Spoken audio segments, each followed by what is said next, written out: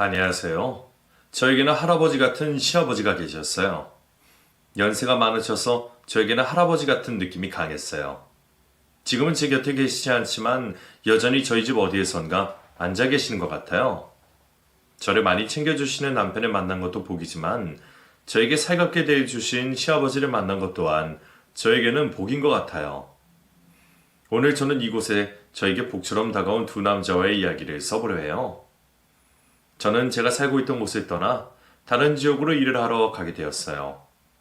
취직을 못하고 있었는데 먼저 취직을 하고 자리를 잡은 친구가 자신의 회사에서 사람을 구한다고 연락을 했기에 두 번 볼 것도 없이 그곳으로 가게 되었어요. 부모님은 조금 더 기다렸다가 집에 출퇴근을 할 수 있는 곳으로 갔으면 하셨지만 저는 빨리 취직을 하고 싶었기에 부모님을 설득시키고 홀로 올라왔어요. 혼자 살 집이기에 회사 가까운 곳에 원룸을 하나 구했어요.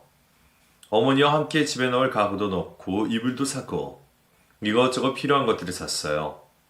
어머니는 혼자서 살 수 있겠냐며 걱정스러운 눈빛으로 쳐다보셨어요. 저는 걱정하지 말라며 어머니를 내려보냈어요.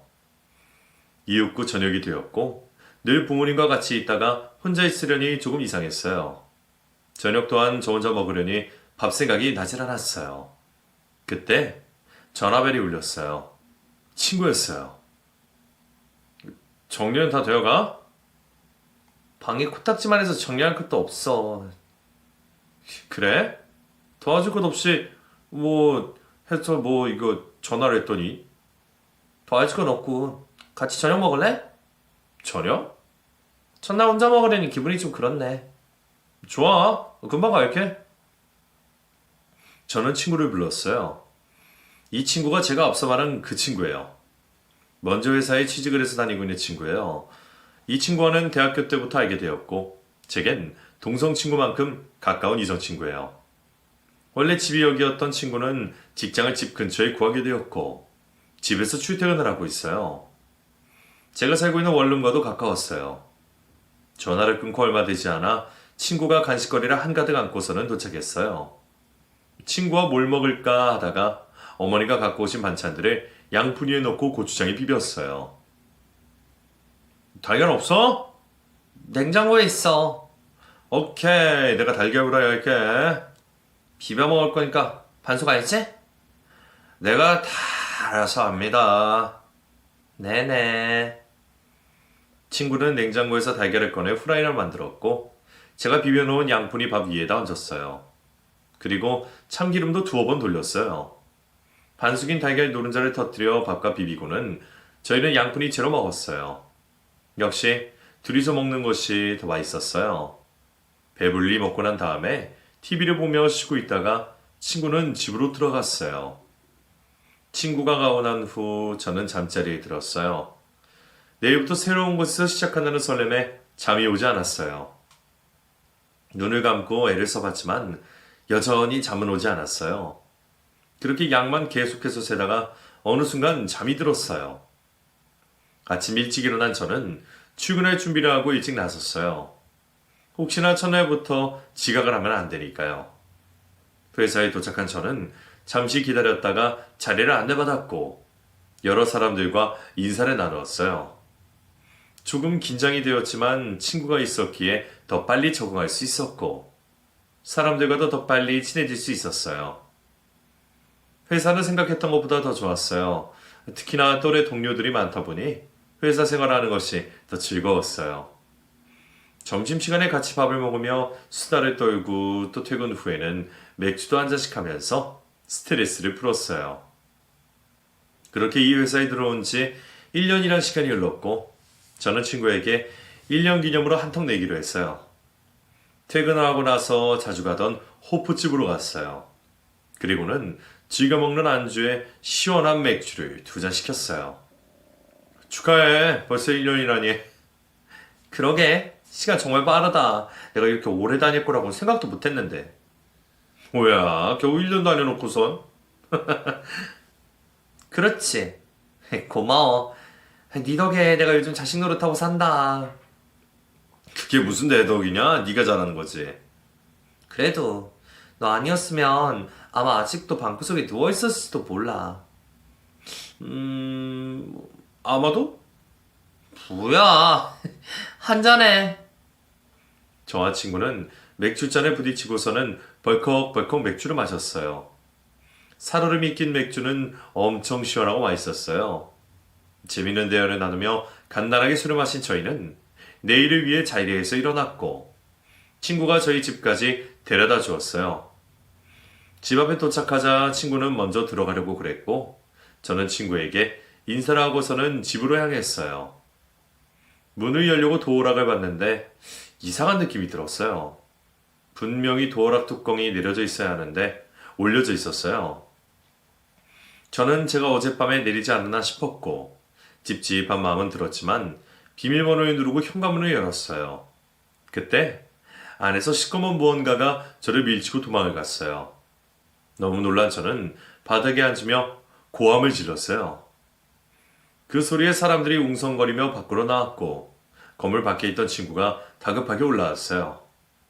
무슨 일이야? 괜찮아? 방금 집에서 무언가가 뛰쳐나갔어. 뭐? 나 너무 무서워. 경찰에 먼저 신고부터 하자. 친구는 저를 안아주며 경찰에 신고를 했고 바로 경찰이 왔어요. 경찰이 오기 전까지 불도 못 켜고 있다가 경찰이 오면서 집안에 불을 켰고 집안으로 아수라장이 되어 있었어요. 서랍이란 서랍은 다 열려져 있었고 온 바닥이 어지럽혀 있었죠. 제 눈으로 집안을 보고 있으니 심장이 더 벌렁벌렁 거렸어요. 조사를 마친 경찰은 돌아갔고 이웃에 살고 있던 사람들도 자신의 집으로 들어갔어요. 친구는 저를 식탁에 앉혀놓고선 따뜻한 물 한 잔을 건네주었어요. 그리고는 어질러진 집안을 정리하기 시작했어요. 저는 친구가 건네준 물이 든 잔을 양손으로 잡았어요. 잔이 따뜻해서 제 손까지도 따뜻해졌어요. 그리고 저는 물을 한 모금 마셨어요. 불안했던 마음이 조금 진정이 되는 듯 했어요.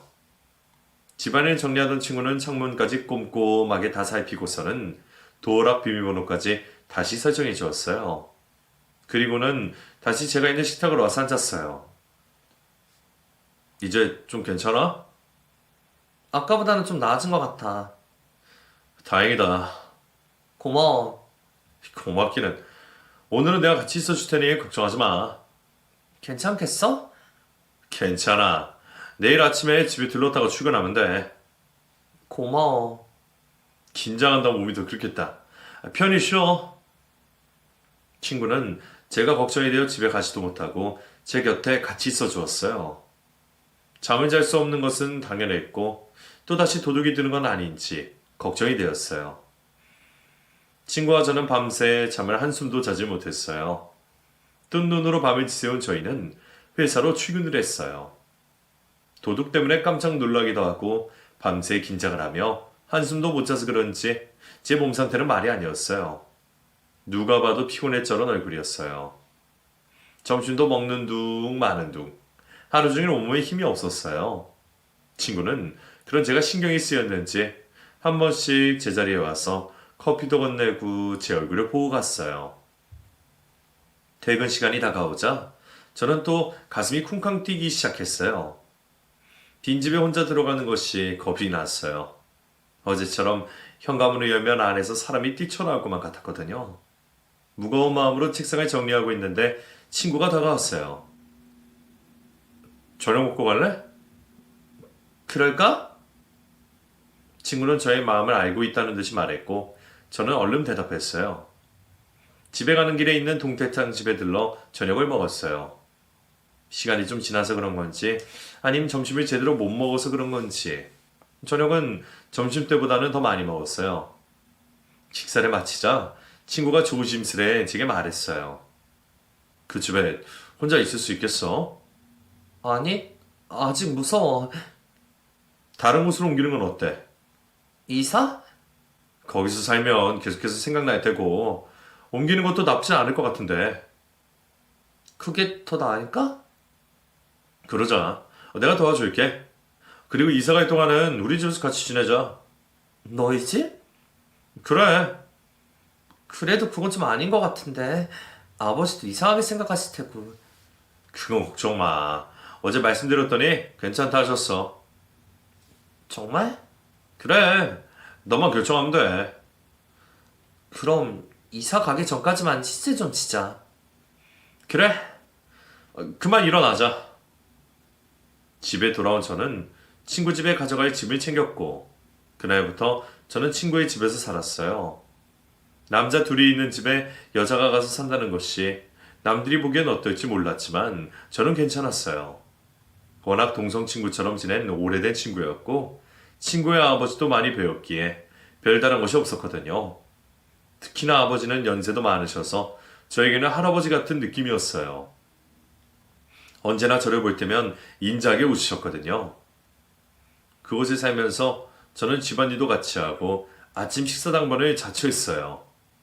생활비는 받질 않으시니 그런 거라도 하는 것이 마음이 편했거든요. 제 덕에 아버지는 아침을 든든하게 먹고 갈 수 있다고 좋아하셨어요.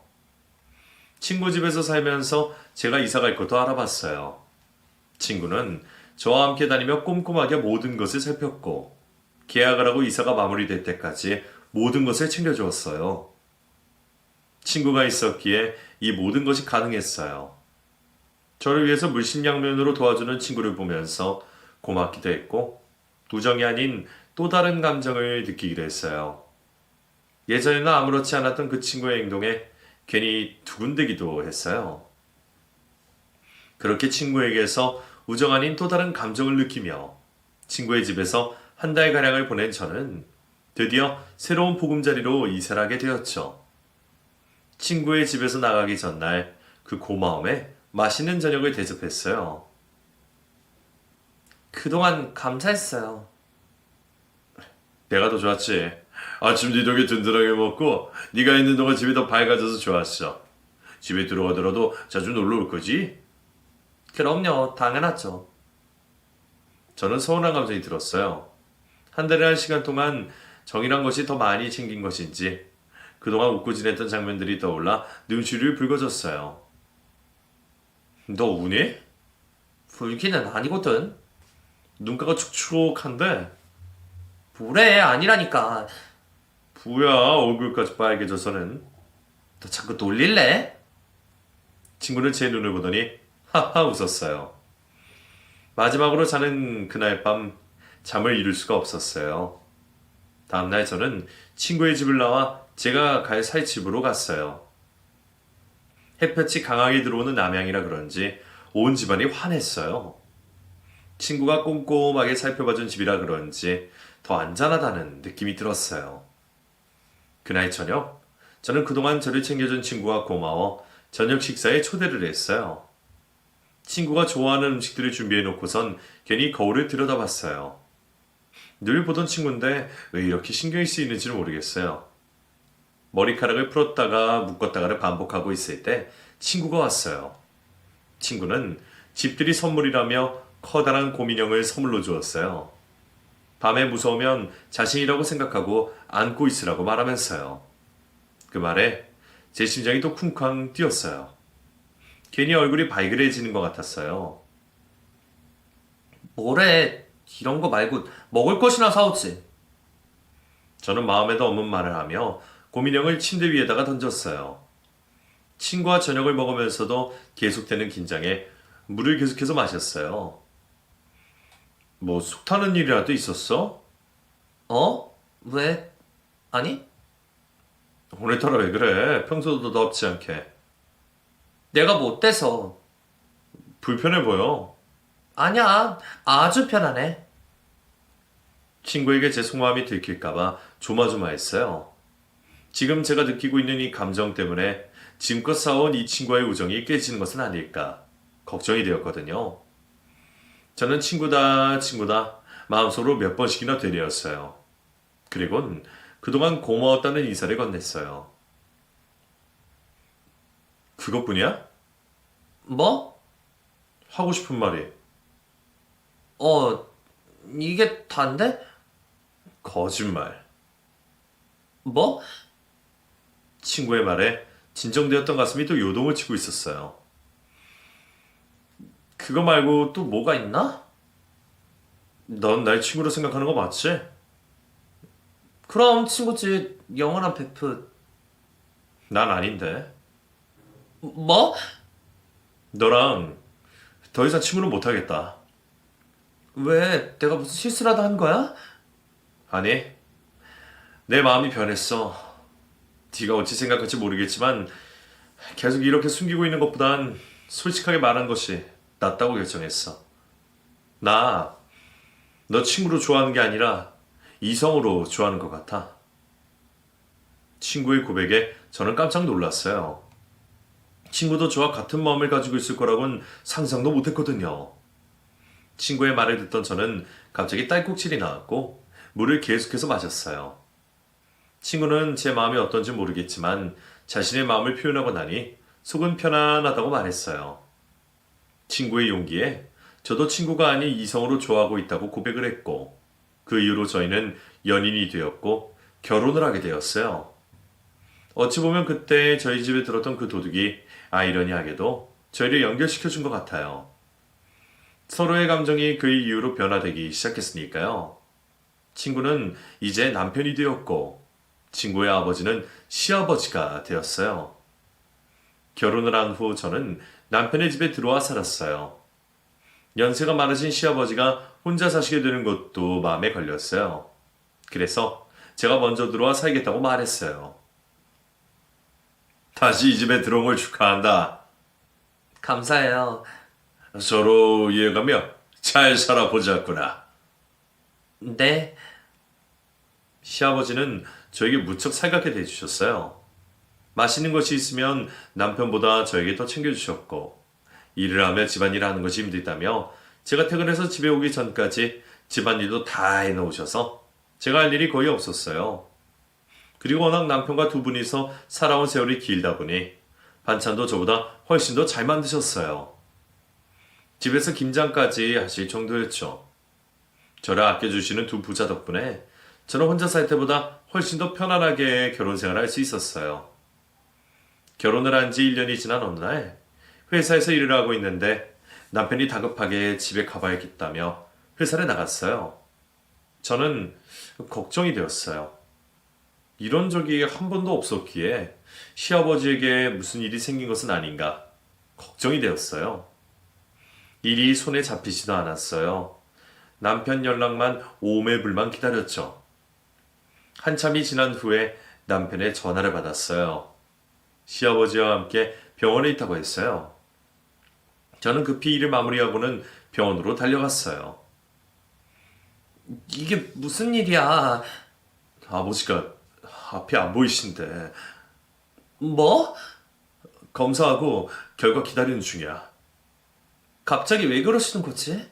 지금까지 아무렇지도 않으셨잖아. 그러게 말이야. 마른 아들의 나이벼락도 아니고 당신도 많이 놀랬겠다. 조금 당신도 놀랬지. 난 똑같지 뭐. 별일 없어야 할 텐데. 별일이야 있겠어. 너무 걱정하지 마. 이윽고 검사 결과가 나왔고 시아버지는 평소 당뇨가 있으셨는데 당뇨 합병증으로 시력에 문제가 생겼다고 했어요. 양쪽 눈 다 안 좋은 상태인데 오른쪽 눈 상태가 더 안 좋다고 말했어요. 원래 당뇨가 있으신 분들은 검사를 주기적으로 하시는데 그동안 아무것도 몰랐냐고 그러셨죠. 시아버지는 시력이 나빠지는 것을 느끼면서도 이러다 말겠지 하고 저에게 말씀을 하지 않으셨다가 병을 더 키우시게 되었어요. 양쪽 눈을 동시에 하기엔 불편함도 있고 해서 우선 한쪽부터 수술하기로 했고 그 이후에 또 다른 눈을 하고 경과를 지켜보기로 했어요. 다른 것도 아니고 눈이 불편하니 시아버지께서는 많이 불안해하셨어요. 수술 날짜를 잡고 집에 있는 동안 혹시 몰라 저는 휴가를 냈고 시아버지의 곁을 지켰어요. 그리고 수술 전날 다시 입원을 해 그 다음날 시아버지는 수술실에 들어갔어요. 몇 시간이 흐른 후 시아버지는 나오셨어요. 전신 마취를 하는 것이 아니라 눈만 하기에 시아버지는 더욱 힘들어 하셨어요. 옆에서 하는 말들이 다 들리니 더 그러신 것 같았어요. 한쪽이 가려져 있기에 시아버지는 저를 의지할 수밖에 없었고 그것이 이미 쓰였는지 다른 쪽 누나의 때에는 저 대신 남편이 있기를 바라셨어요. 그래서 다른 쪽 눈을 수술할 때에는 남편이 휴가를 내어 시아버지를 보살펴 드렸어요. 양쪽 눈 다 수술을 마쳤고 앞서 말했듯이 오른쪽 눈은 거의 보이지 않는 상태가 되셨어요. 그래서인지 시아버지는 거동도 불편해지셨고 심적으로도 많이 힘들어 하셨어요.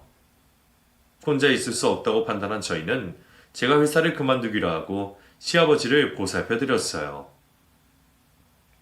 괜히 나 때문에 다니던 회사도 그만두고 네가 고생이구나. 아니에요. 요즘 회사 다니는 것이 스트레스여서 무슨 핑계로 그만두나 이 생각뿐이었거든요. 그런 생각 마세요. 그렇게 말해주니 고맙구나. 뭐 드시고 싶은 거 없으세요? 글쎄, 딱히 생각나는 것이 없어서. 감자라도 쪄드릴까요? 그래, 그게 좋겠구나. 잠시 기다리세요. 저는 주방에 들어가 찜기에 감자를 올려서는 포슬포슬 감자를 쪄내었어요. 그리고는 먹기 좋게 껍질을 까서 시아버지에게 드렸어요. 시아버지는 감자를 두어 개 드시고는 잠자리에 들었어요.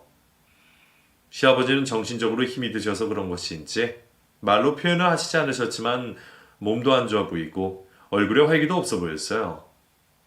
그렇게 몇 달이란 시간이 흘렀고 시아버지는 저와 매일같이 보내는 것이 힘이 쓰이셨는지 요양원에 들어가겠다며 알아봐 달라고 하셨어요. 저희는 이렇게 지내는 것이 더 낫다고 말을 했지만 시아버지는 자식들에게 짐을 지우는 것 같아 마음이 불편해서 안 되겠다며 차라리 요양원에 가 있는 것이 마음이 편할 것 같다며 고집을 꺾지 않으셨어요. 결국 시아버지는 요양원으로 가시게 되었고 그곳에서 케어를 받으며 생활을 하셨어요.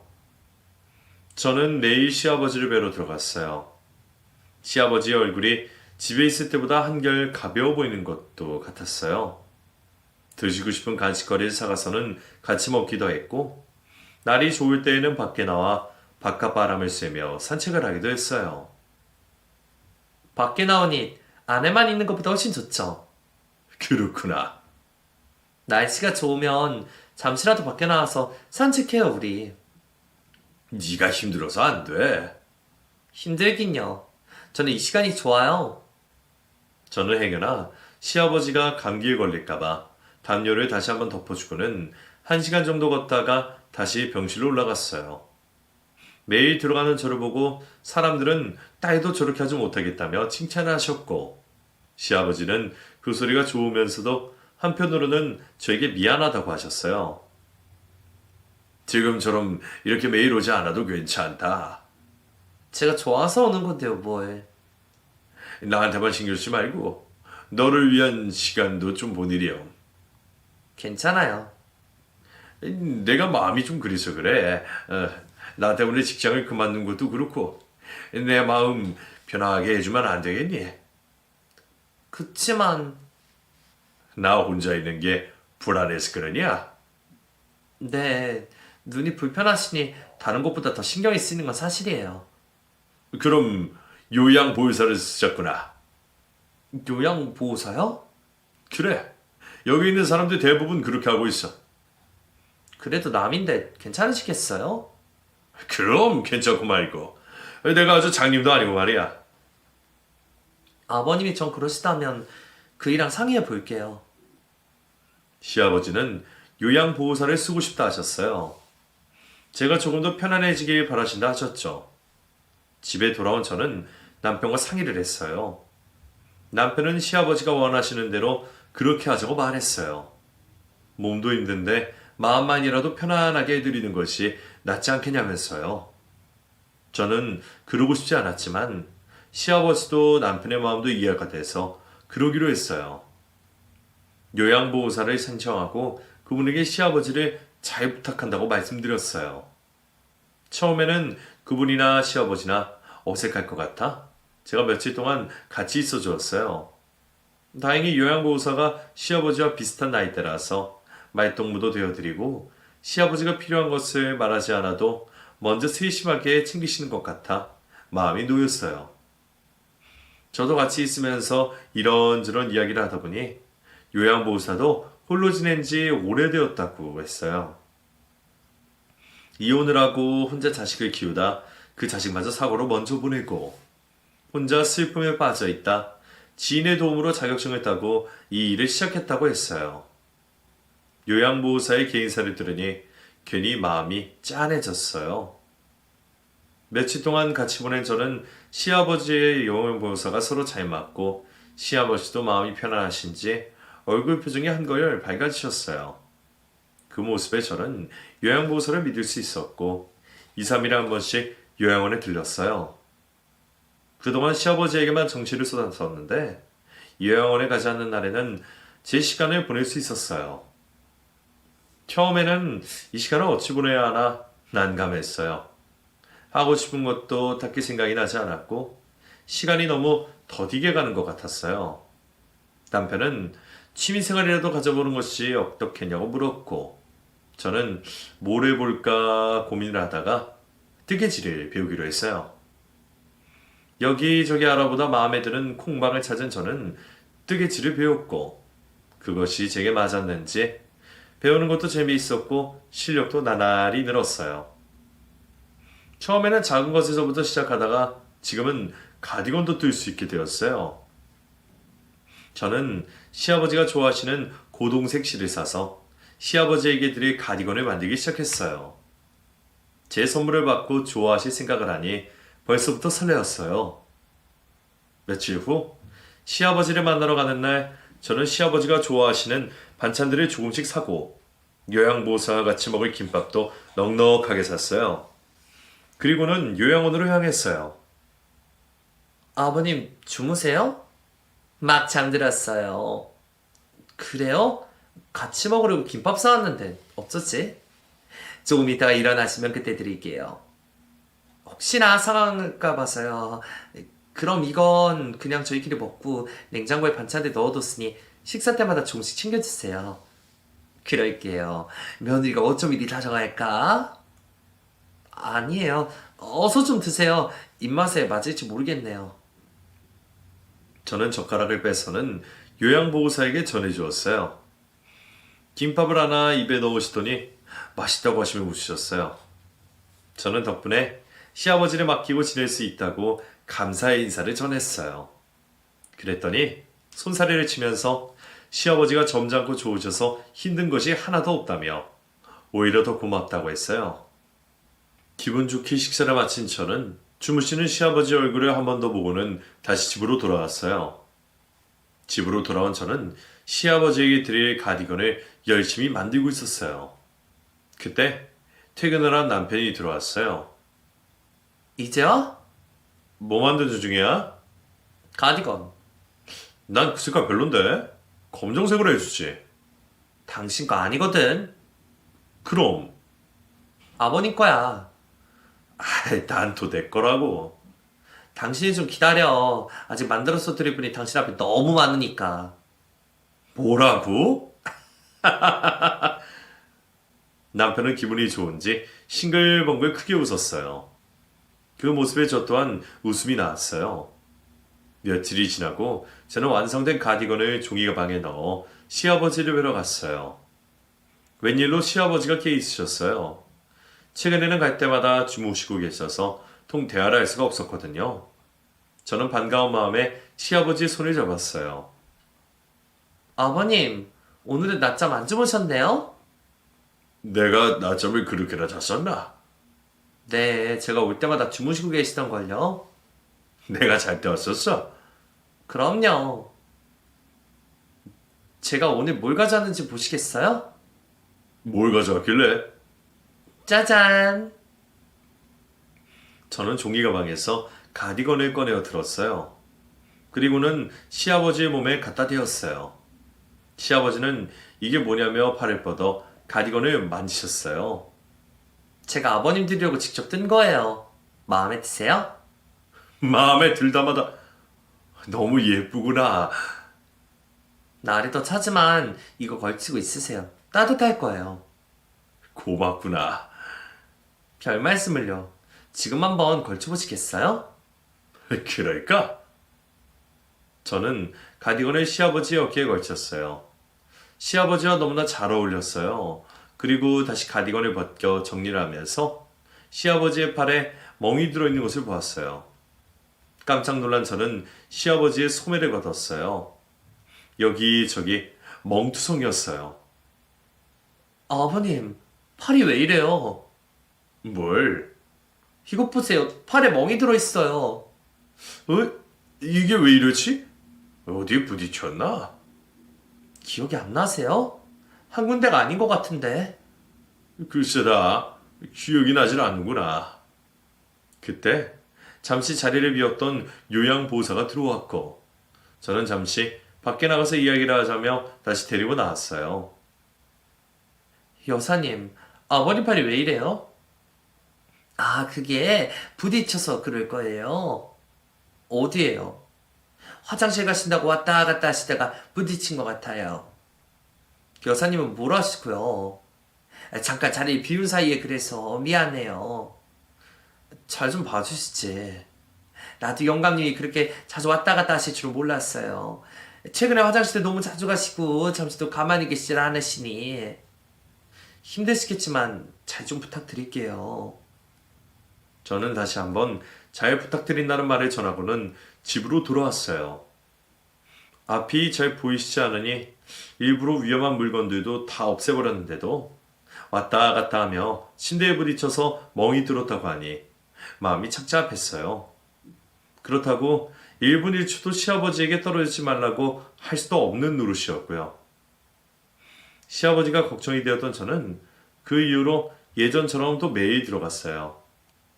요양보호사는 혹시나 자신이 못 믿어서 그러나 싶어 저를 안 좋은 표정으로 바라보았지만 그렇다고 집에만 있을 수가 없었어요. 그렇게 며칠이 나가자 저를 살갑게 대해주던 시아버지께서 갑자기 찬바람이 쌩하게 불 만큼 차가운 태도로 저를 대하셨어요. 저는 몸이 안 좋아져서 그런가 보다 생각하고 깊이 생각하지 않았어요. 그러던 중 시아버지가 요양보호사가 잠시 자리를 비웠을 때 말하셨어요. 요즘 왜 이리 자주 오냐? 자꾸 부딪히시니 걱정이 됐어요. 여사님이 못 믿어오냐? 아니요, 그건 아니지만 네, 솔직히 좀 그래요. 네가 몰라서 그렇지 나한테 아주 잘해. 그러니 걱정하지 않아도 된다. 저랑 같이 있는 것이 불편하세요? 나야 상관이 없지만 여사님이 불편하실까봐 그렇지. 괜히 자신이 못 믿어서 그런다고 생각할 거 아니냐. 이제 몇 달을 같이 생활을 했어. 그런지 나도 저 사람이 편안하고 말이야. 알겠어요. 아버님 마음이 좀 그러시다면야 어쩔 수 없죠. 그래, 섭섭하게 생각하지 마라. 시아버지는 요양보호사에 있는 시간이 더 편하다고 말씀하셨고 저는 서운했지만 한 발짝 물러나기로 했어요. 그러던 어느 날 시아버지께서 저희 부부를 부르셨어요. 저희는 무슨 일인가 걱정스러운 마음에 찾아갔어요. 시아버지는 한참 뜸을 들이시더니 갑자기 요양보호사의 손을 잡았어요.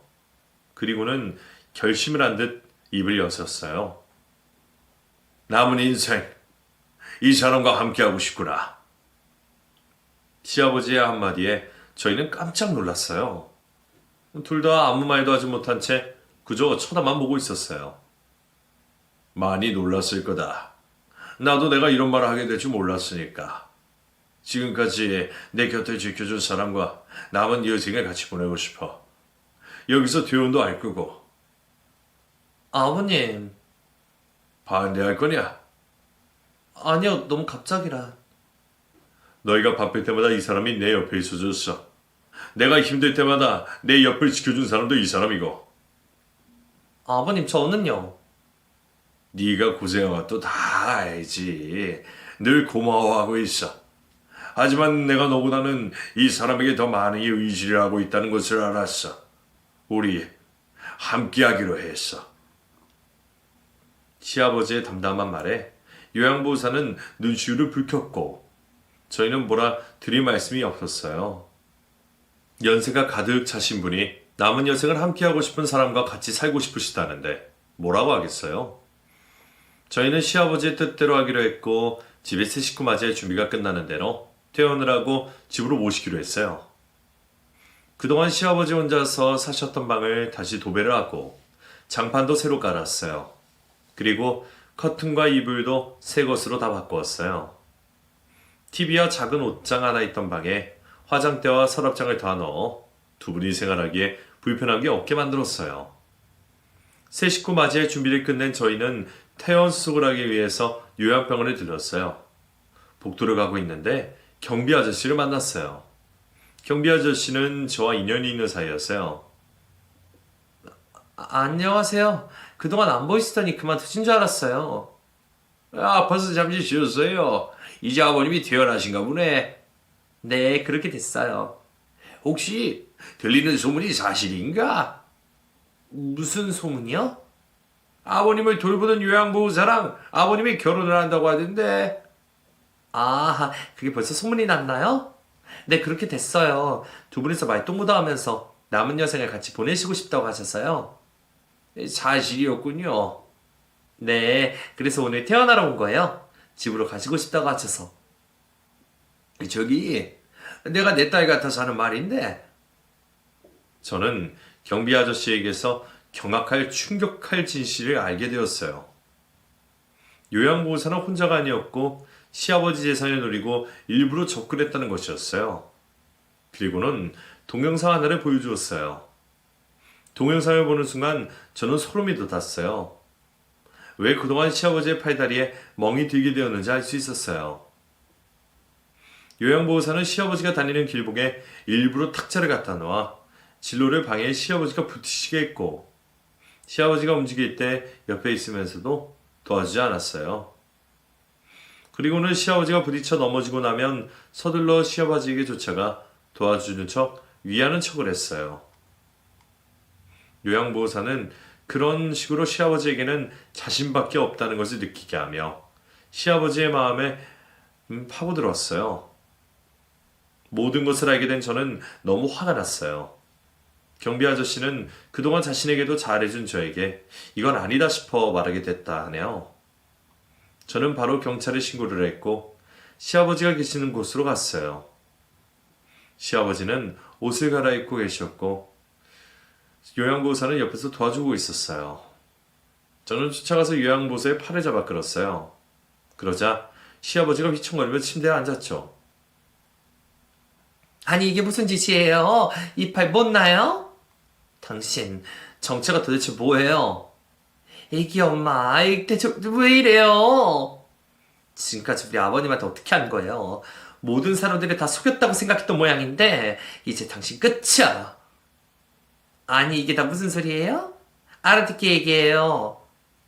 당신이 우리 아버님에게 한 짓 다 알고 있다고. 남편도 있는 여자가 어디 할 짓이 없어서. 남편? 내가 남편이 있다고 누가 말해요? 며칠 전에도 남편이 여기에 찾아와서 이 방에서 난리가 났었다면서요. 헤어졌는데도 그 사람이 찾아오는 거에 난들 어떻게 말리겠어. 그건 둘째치고 당신이 아버님 일부러 다치게 한 것도 다 알고 있었어요. 어이가 없었어. 생사랑을 잡아도 유분수지. 내가 당신 아버님을 뭐 어떻게 다치겠다는 소리요? 팔 다리에 멍을 보고도 그런 소리가 나와요? 이건 영감님이 움직이시다가 부딪혀서 다친 거라고 말하지 않았어요. 이걸 보고도 그런 소리가 나오는지 봅시다. 저는 경비 아저씨에게 받은 동영상을 보여주었어요. 그러자 요양보호사는 얼굴이 하얗게 질렸어요.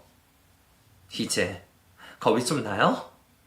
그때 가만히 있던 시아버지가 소리를 질렀어요. 그럴 리가 없다며 지금까지 자신을 챙겨주고 보살펴준 것은 요양보호사라며 믿지 않으려 했어요.